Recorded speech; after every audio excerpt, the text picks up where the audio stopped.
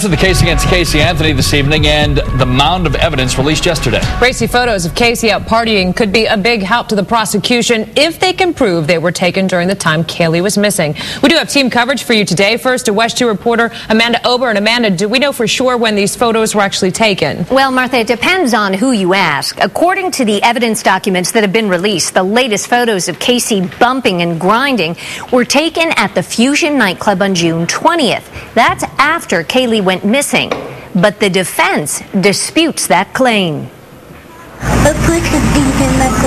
When it was discovered Kaylee was missing, her mother, Casey, claimed she was out searching for her daughter on her own. But the latest evidence includes racy photos of Casey partying it up that were reportedly taken June 20th. That was 5 days after Kaylee was last seen.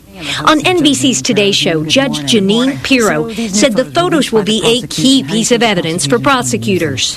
Well, I think the prosecution is going to basically paint a picture with pictures of a woman who appears to be heartless, uncaring, disinterested in looking for her child, and instead is partying, is getting videos, who's dancing and bumping and grinding other women. Casey Anthony's defense team has claimed the photos of Casey partying were taken before Kaylee went missing.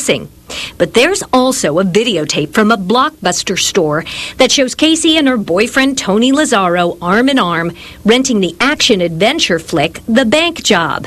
This surveillance video is dated June 16th, the day detectives believe Kaylee was murdered. How will the defense respond to this evidence? The defense will say there is no way for us to predict what is appropriate behavior when your child is missing. But I think of all those 12 jurors who will sit in that jury box, there isn't one of them who will say that this is how a mother reacts when her 2-year-old is missing.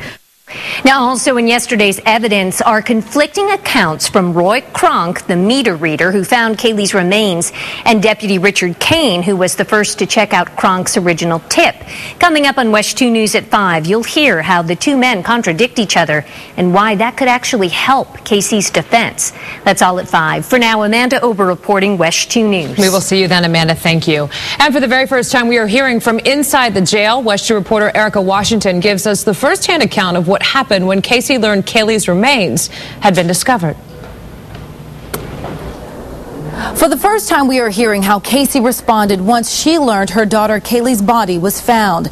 Casey first heard the news on the radio in her cell and then was escorted to see medical staff. Now, in this audio interview, Correctional Officer Lieutenant Tammy Unser talks about Casey's demeanor to investigators. 3-year-old Kaylee Anthony's remains were found December 11th, making national headlines. Lieutenant Tammy Unser recalls escorting Casey to see medical staff shortly after hearing the news. She collapsed into the chair and started to what appeared to be hyperventilating.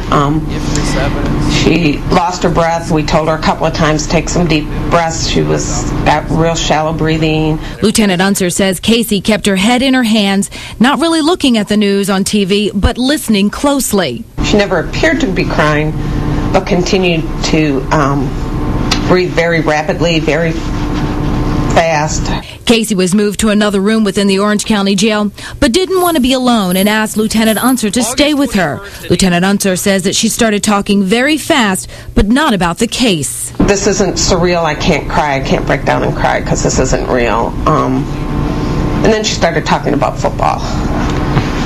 Yeah, off the subject. Okay. She started talking about the national championship. She says she asked for a sedative and wanted to know when her attorney was coming. It wasn't until Jose Baez showed up that Casey broke down. She did break down and cry in there. We could see that she was crying. He asked for tissue. She definitely was holding her head in her hands, crying. On December 19th, a medical examiner confirmed those remains found not far from the Anthony home did belong to Kaylee Marie Anthony. Reporting from the newsroom, Erica Washington, WESH 2 News.